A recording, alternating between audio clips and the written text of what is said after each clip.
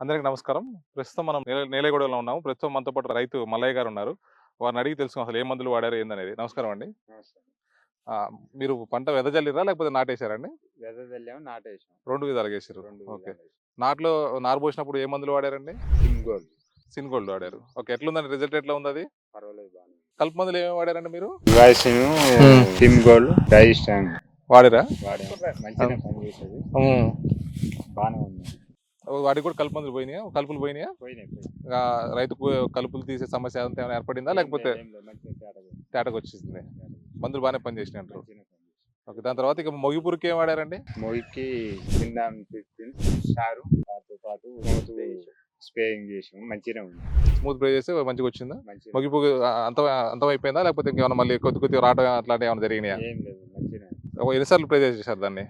ఒకసారి చేసాం. ఒకసారి సరిపోయిందా? ఒకసారి సరిపోయింది. నిజం చెప్పండి. సరిపోయిందండి. ఎందుకంటే ఒకసారే చేసాం. ఆ! మీరైతే వేరే ఒకసారి చేశారు. వాళ్ళైతే ఆ! కానీ ఈ మందులైతే ఒకసారి చేస్తే సరిపోయినాయి మీకు. 25 లోపులనే హ్మ్. చేసాం. ఓకే. దాని తర్వాత మన పిలక దుబ్బు రావడానికి ఏమన్నా వాడారా? దుబ్బుకు వాడాం, ఏం వాడారు? గుళికలు వాడాం. ఏ గుళికలు వాడారండి? సింజన్ లిక్విడ్, హ్మ్. యూరియా కలిపి చల్లాము. ఓకే. పర్వాలేదండి, బాగానే దుబ్బు. ఏమన్నా ఇది మీ పొలమేనా ఇది? మా పొలం ఉంది.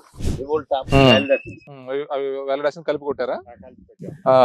ఏమన్నా ఏం లేదండి, అది ఎయిర్ కూల్ గిట్ట కొంచెం కంట్రోల్ ఉంది. తర్వాత ఏమేమి వాడారండి దాని తర్వాత మళ్ళీ ఇక? డిస్ట్రక్టర్ వాడారా?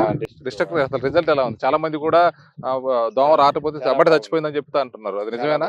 బాగుంది, దోమ గిట్ట ఏం రాలేదు. ఓకే. కంట్రోల్ బాగానే ఉంది. మరి ఈ సింజోల్ కాంబి వాడటం వల్ల కొంచెం గింజ షైనింగ్ వస్తున్నట్టు అది నిజమేనా? గింజ షేనింగ్ ఉందండి, మెడేర్పు రావట్లేదు. ఉమ్.